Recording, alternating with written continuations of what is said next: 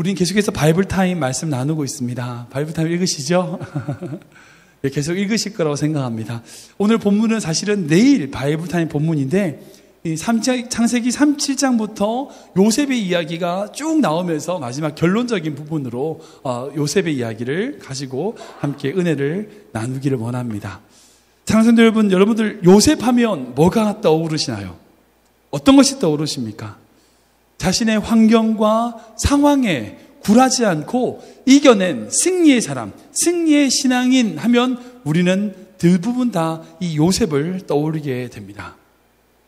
사람 생각해 보십시오. 그런데 좋은 것만 있어서 감사한 것이 아니라 때론 우리 앞에 어려운 환경과 어려운 문제가 있다 할지라도 주님의 인도하심을 끝까지 놓지 않고 바라봤던 인물, 그 인물이 바로 요셉이다라는 겁니다.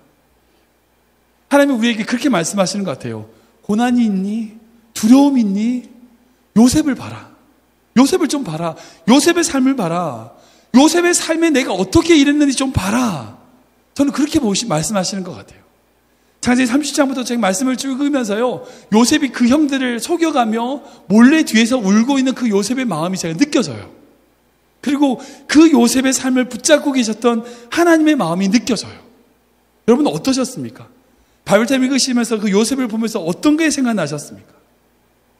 저는 오늘 이 말씀을 가지고요, 결국 하나님이 요셉의 삶을 붙잡아 주셨듯 우리의 삶을 붙잡고 계시며 우리 또한 어떤 문제와 어려움, 어떤 상황 속에서도 인내하고 연단함으로 하나님의 때를 어떻게 바라보아야 될지를 한번 묵상하기 원합니다.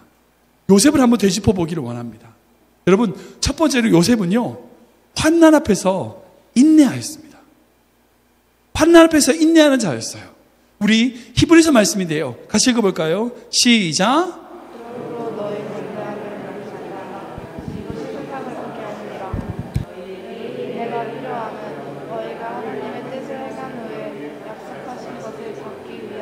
아멘. 요셉에게는 환난 앞에서 인내할 수 있었습니다. 그리고 그 인내로 말미암아 하나님의 약속을 받게 된다는 겁니다. 여러분, 인내가 뭐죠? 인내가 뭔가요? 인내는 단순히 자신 앞에 있는 문제를 참아내는 것, 그것만을 의미하지 않습니다. 인내라는 것은요, 반드시 무언가를 포함하고 있습니다. 중요한 요소를 포함하고 있습니다. 그게 뭐냐면 약속입니다. 인내는 약속을 포함하고 있어요. 약속이 있기 때문에 그때까지 참아내는 것, 어떤 목표를 가지고 기다리는 것, 그것을 인내라고 얘기합니다. 예를 들어서 그런 거예요. 제가 이제 내일 우리 딸이랑 12시에 밥을 먹기로 했어요. 제가 그때까지 아무것도 안 먹기로 했어요. 힘든지만 얘가 저희 딸과 내일 오전에 12시에 같이 밥 먹기로 하고 그때까지 못 먹기로 돼 있었어요. 그럼 생각해 보세요. 내일 12시라고 하는 그때 밥 먹을 것을 생각하고 그 약속을 받고 기다리는 거죠. 이게 인내인 거예요. 그러니까 그 약속이 이루어지기 위해서 필요한 시간, 이 시간을 다른 말로 인내라고 부르는 겁니다. 아무런 미래가 없어요. 아무런 소망이 없어요. 아무런 약속이 없어요. 그냥 있는 걸 아무도 그것을 인내라고 이야기하지 않습니다. 인내라고 하는 건요, 반드시 어떤 약속이 전제되어 있을 때에, 그리고 그 약속을 바라볼 때에 가질 수 있는 것이 바로 인내라는 거죠. 인내는요, 기다림입니다. 하나님의 약속이 있습니다. 그리고 그 약속은 결코 우리에게 변하지 않으시고 영원하십니다. 그런데 그 약속은 우리의 때와 맞지 않을 때가 있다는 겁니다. 그래서 우리의 시간이 아닌 하나님의 때를 기다리는 그 시간을 인내라고 하는 겁니다.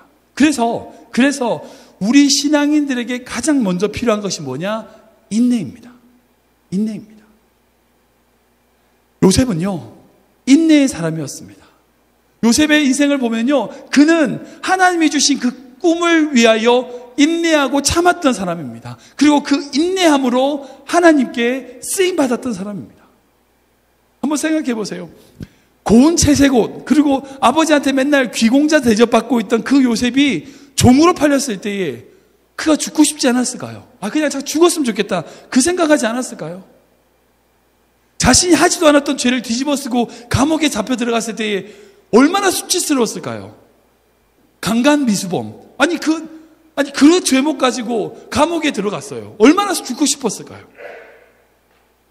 술 맡은 관원장, 그리고 이제 그 사람의 꿈을 해묵해주고 나서 이제 곧 풀려나겠지라고 하고 있었는데 그 술 맡은 관원장이 자기를 잊어버렸어. 얼마나 돼요? 2년 동안이나 잊어버렸어요. 그 2년 동안 요셉이 어떤 마음이었을까요? 사랑하는 성도 여러분, 요셉의 그 모든 시간은요, 인내의 시간이었어요. 요셉은 자신을 향한 하나님의 꿈을 알고 있었고 그 약속을 바라보고 있었으며 그 약속을 바라보며 기다린 시간, 인내의 시간을 가졌던 인물이라는 거죠. 누구에게 고난 없습니까? 아니, 누가 힘든 일 없어요? 다 있죠. 아니, 힘든 일 없는 사람이 이 세상에 어디 있어요?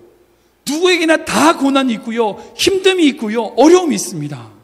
근데 우리가 그 고난과 어려운 문제 속에서 붙잡아야 될 게 뭘까요? 하나님의 약속이라는 거예요. 우리를 향하신 하나님의 약속이라는 거예요. 그 약속을 붙잡을 때에 우리가 인내할 수 있고 그 약속을 통하여 우리가 오늘의 시간을 견딜 수 있다는 거죠. 두 번째로 요셉은요, 그런 단순하게 그 인내로 끝난 것이 아니라 인내를 연단으로 변화시켰다는 겁니다. 우리 시편 말씀인데요, 한번 읽어보겠습니다. 시작. 그와 사람 앞서 모였으리여 요셉이 종으로 팔렸도다. 그의 발이 첫 골을 차고 그의 목이 쇠사슬에 매었으니 곧 여호와의 말씀이 이를 때까지라 그의 말씀이 그를 발견하였도다. 아멘.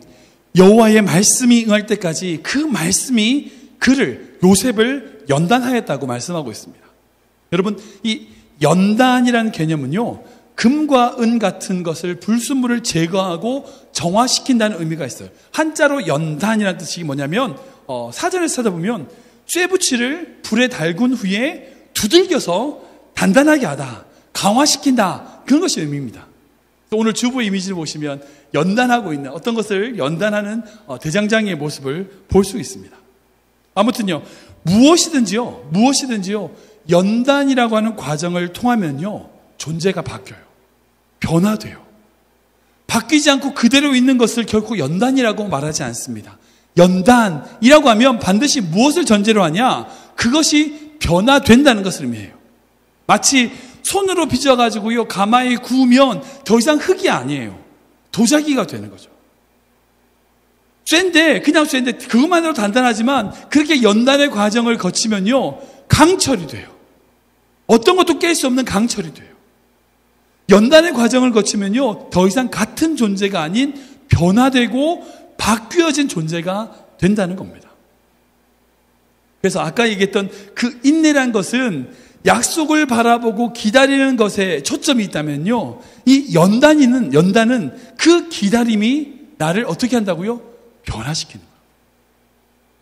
요셉은 그렇게 인내하면서 그 인내를 말미암아 어떻게 했냐면 자신을 연단하는 자였다는 거죠.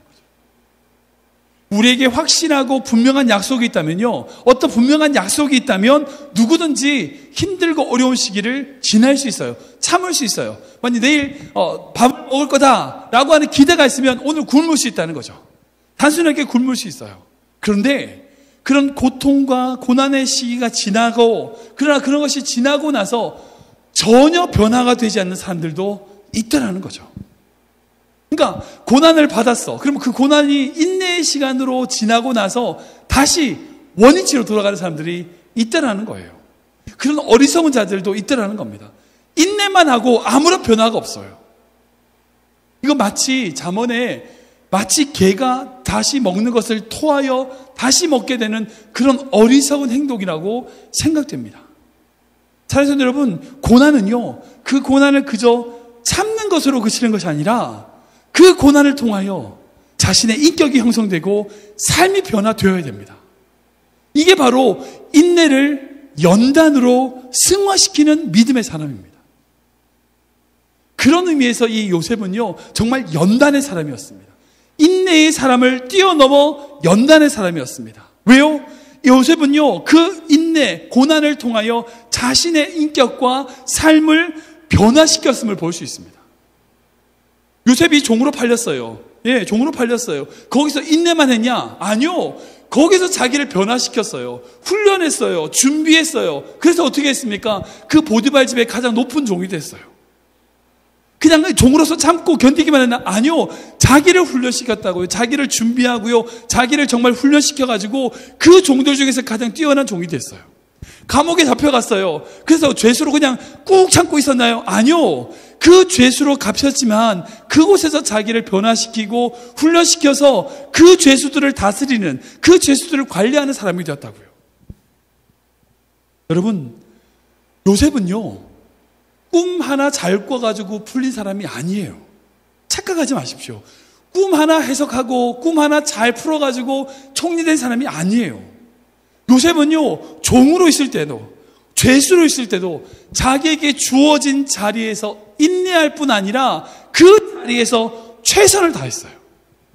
자기의 인생과 자기의 인격과 실력을 바꾸어 나가는 사람이었다는 거예요.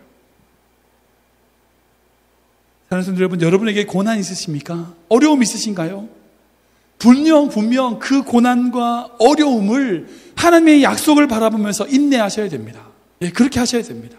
그런데 그 인내함으로 그치는 것이 아니라 그 고난을 통하여 여러분들의 인격을 변화시키십시오. 아니, 여러분들의 실력을 키우십시오. 그러면 하나님이 여러분들에게 그 고난을 허락하신 이유를 알게 되실 거예요.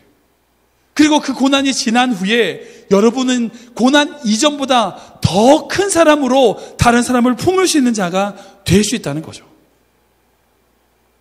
이런 연단을 통하여 우리는 더욱 하나님의 더 큰 계획을 바라보는 삶이 되더라는 거죠. 그래서 요셉은요, 세 번째로 이 연단을 통하여 소망을 이루었습니다. 인내는, 요셉은 분명히 환난 가운데 인내했고요. 그리고 그 인내를 통하여 연단을 했고요. 그 연단을 통하여 뭘 했냐? 소망을 이뤄냈어요. 창세기 5장 말씀인데요. 읽어볼까요? 시작.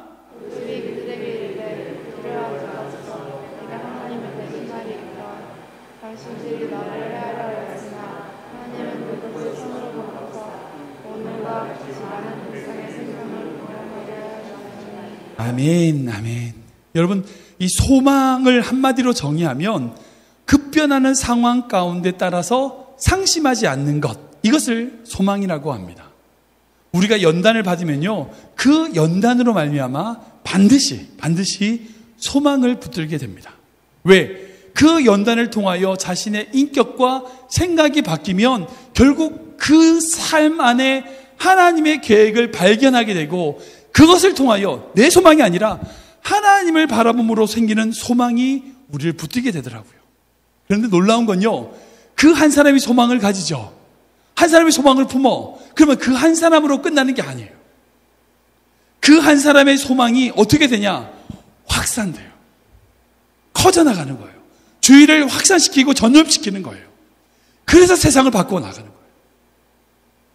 마틴 루터 킹이 가졌던 한 사람의 소망이 마틴 루터 킹의 소망으로 그친 게 아니에요. 그 사람이 가졌던 소망이 미국 전체의 소망이 되었고요.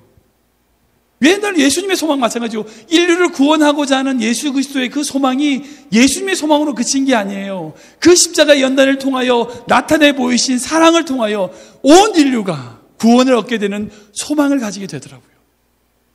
제가 예전에 빌립보서 강의할 때 그때 나눴었잖아요.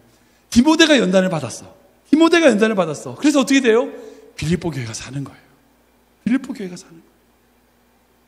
한 사람이 연단을 받음으로 그 사람만 살아나는 것이 아니라 그 사람이 연단을 받음으로 다른 사람이 사는 인생, 그 인생이 바로 그리스도인이라고요. 고린도서 13장을 이제 사랑장이라고 하는데, 이 사랑장의 가장 마지막 절이 이렇게 되어 있습니다. 믿음, 소망, 사랑, 이 세 가지는 항상 있을 것인데 그 중에 제일은 사랑이라.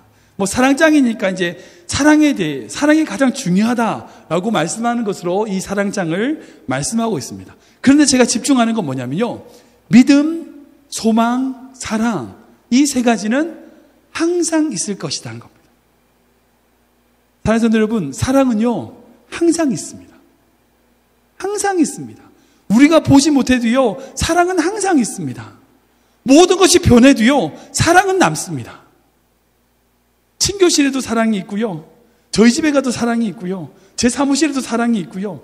우리가 이 본당에서 예배드리지만 우리가 이 자리에서 예배를 드리고 떠나도요, 이 자리에 사랑은 항상 있습니다. 우리가 떠난다 할지라도 사랑은 항상 남아 있습니다.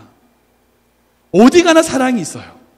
주방에도 사랑이 있고 화장실에도 사랑이 있고 사랑은 항상 있을 것입니다. 누가 복된 인생이냐? 항상 있는 그 사랑을 보는 인생이 복되다는 거죠. 마찬가지입니다. 소망도 항상 있는 것입니다. 언제나 소망은 있습니다. 결코 없어지지 않습니다. 너무나 힘든 상황이어서 소망이 없어 보인다고요? 아니요, 결코 그렇지 않습니다. 소망은 항상 있습니다. 어떤 인생이나 어떤 문제가 있거나 어떤 좌절된 문제가 있다 할지라도요, 아니요, 소망은 항상 있습니다. 항상 소망은 남아 있습니다. 그리고 그 소망은 결코 자기에게 그치지 않고 다른 사람에게 전파되고 전염되더라는 거죠. 소망이 전염시킨다는 것이 무엇일까? 그건 결국 뭐냐면 우리 주변의 약한 자들에게 다시 기회를 주는 것입니다. 언제나 다른 사람에게 다시 기회를 주는 사람, 이 사람이 큰 사람입니다. 여러분, 큰 사람이 누굴까요? 능력 있는 사람, 큰 사람이 누굴까요? 힘 있는 사람, 돈 많은 사람, 높은 사람, 그런 사람이 큰 사람일까요? 아니요. 큰 사람은 누구냐? 소망을 나누어 주는 사람이 큰 사람입니다. 즉, 그 사람을 통하여 다른 사람이 새롭게 시작할 수 있는 사람, 그 사람이 큰 사람이란 겁니다. 그들로 하여금 그 사람으로 말미암아 다른 사람이 다시 일어설 수 있게 해주는 사람, 그 사람이 정말 소망을 전파시키는 사람이라는 거죠. 요셉이 바로 그런 인물이었습니다. 아까 방금 읽었던 50장의 말씀이 바로 그것인데, 이 50장이 뭐냐면 야곱이 그저 죽었어요. 요셉의 아버지인 야곱이 죽게 되자 요셉의 형들이, 그 요셉을 팔았던 그 형들이 요셉이 이제 아버지가 죽었으니까 자기를 죽일 거라고 생각을 했어요. 염려해가지고 요셉을 찾아갑니다. 그래서 뭐라고 했냐면 제가 요셉 당신의 종입니다라고 자기의 생명을 구걸하는 모습이 나오게 됩니다. 그때의 요셉의 대답이 바로 그거였어요. 뭐냐? 결국 하나님이 보내셨다는 거예요. 나를 애굽으로 보낸 사람은 당신들이 아니라 하나님이시라는 거예요. 왜? 하나님이 나를 통하여 당신들을 살리기 위해서 보내셨다는 거예요. 여러분, 이게 소망인 겁니다. 생각해 보세요. 그 형들을 보면 짜증나지 않을까요? 화나지 않을까요? 아니, 그냥 말 한마디로 다 죽일 수 있는데 죽여버리고 싶지 않을까요? 그럴 거예요. 요셉의 힘든 시간만큼이나 그 형들을 미워했고 죽이고 싶었을 거예요. 그런데 죽이고 싶은 그 형들의 모습에서 누구를 봐요? 하나님을 보는 거예요. 그리고 그 소망으로 말미암아 그들을 다시 세워주는 거예요. 사랑하는 성도 여러분, 저는 우리 교회가 소망을 외치는 교회가 되었으면 좋겠습니다. 정말 기도하는 건 그거예요. 뭐냐? 우리 교회에 오는 성도님들, 어떤 환경과 상황, 문제가 있다 할지라도, 아니 어떤 부족한 점, 어떤 연약한 점이 있더라도 이 교회에 와서 주의 사랑으로 다시 소망을 품을 수 있는 교회. 우리가 희년이니까 우리가 그런 소망을 가졌으면 좋겠어요. 때로는 정말 타국에서 유학 와서 힘들고 어려운 그런 유학생들에게 소망이 되어줄 수 있는 교회. 힘들고 가정이 깨어지고 힘들어지고 남편과 아내에게 상처받아가지고 마음이 상한 성도들이 찾아왔을 때에 소망을 품을 수 있는 교회. 그런 교회가 됐으면 좋겠습니다. 저 우리 교회 성도님, 모든 성도님들이 이렇게 요셉과 같이 소망을 외치는 사람이 되기를 기도합니다. 여러분, 이렇게 되기 위해서 뭘 해야 되냐고요?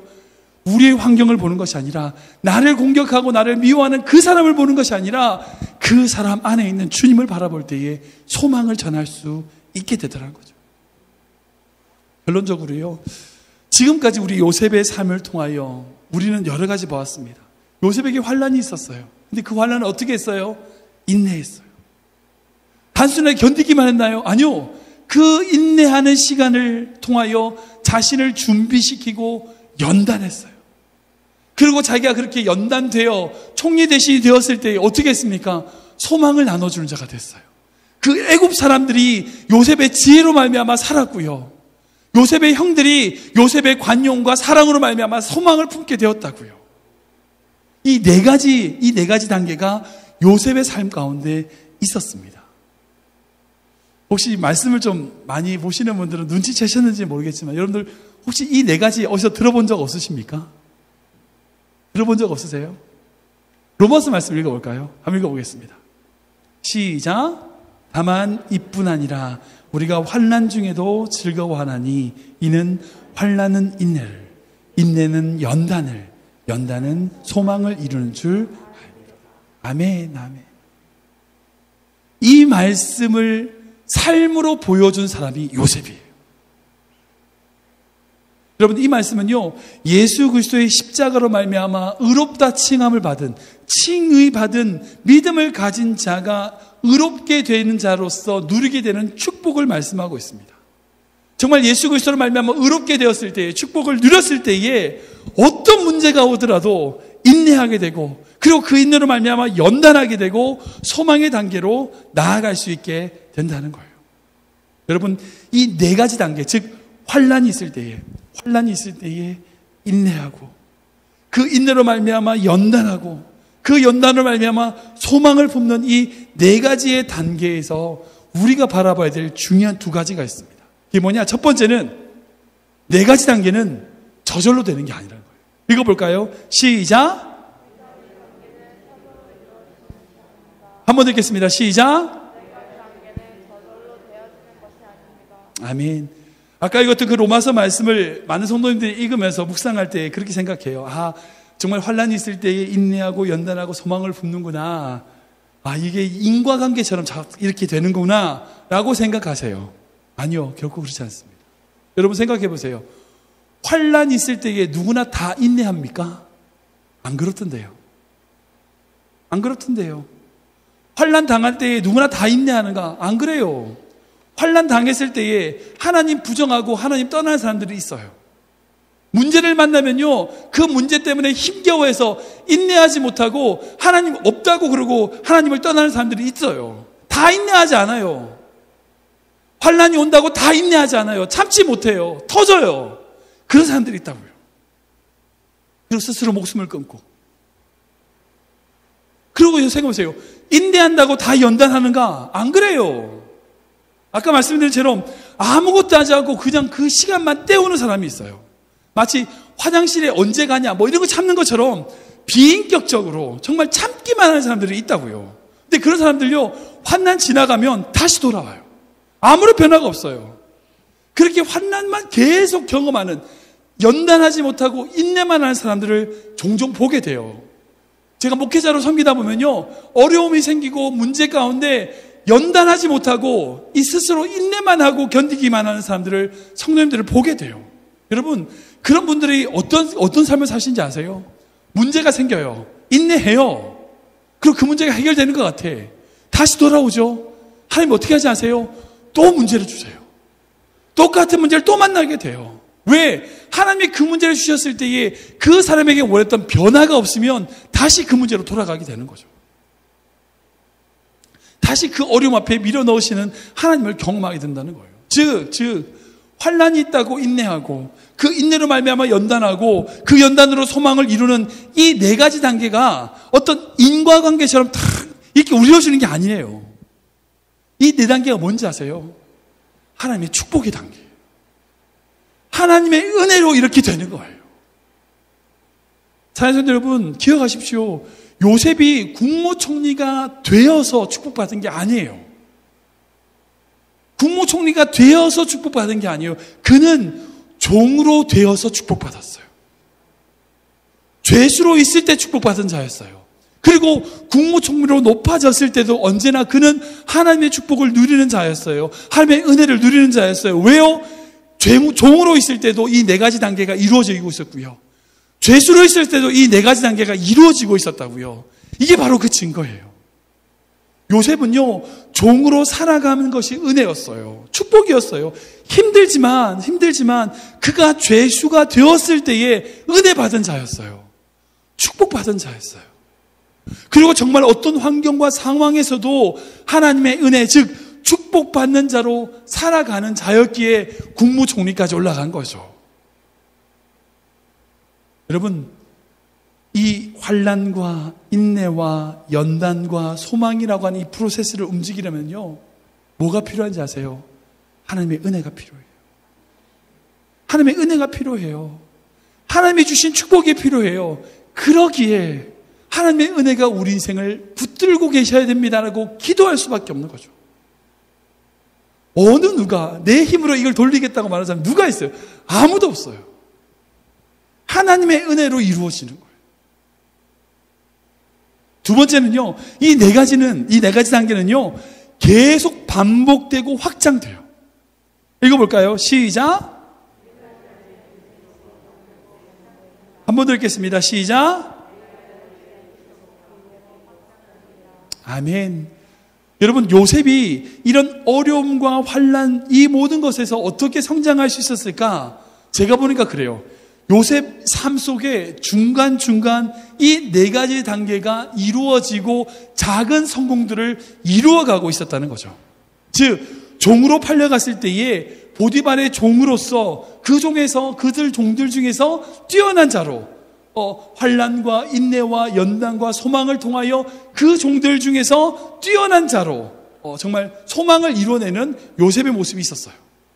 감옥에서도 마찬가지요. 그 감옥으로 떨어지는 환난 속에서도 그것을 통하여 연단과 소망을 이루어내는, 다른 사람을 살려주고 꿈을 해몽해 주잖아요. 그 일을, 작은 성공들을 이루어가는 것을 보게 됩니다.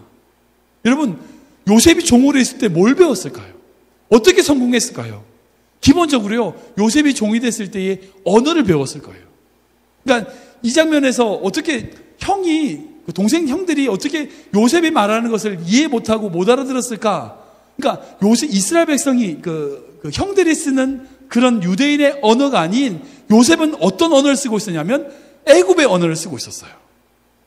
생각해 보세요. 요셉이 그 종으로 팔려갔을 때에 보디발 집에서 뭘 배웠을까요? 언어를 배웠을 거예요.